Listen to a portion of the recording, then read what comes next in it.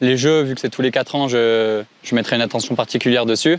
Mais si tout se passe bien et c'est l'objectif, il n'y a pas de raison de faire d'impasse.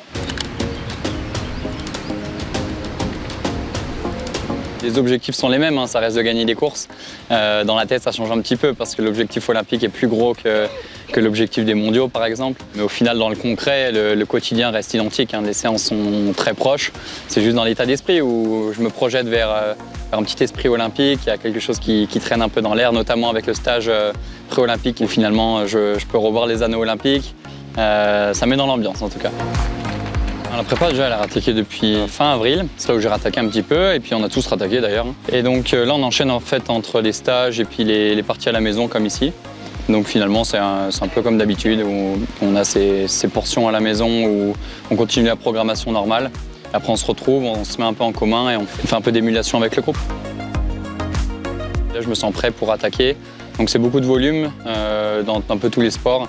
Assez diversifié entre course à pied, vélo, ski à roulette surtout et forcément le tir.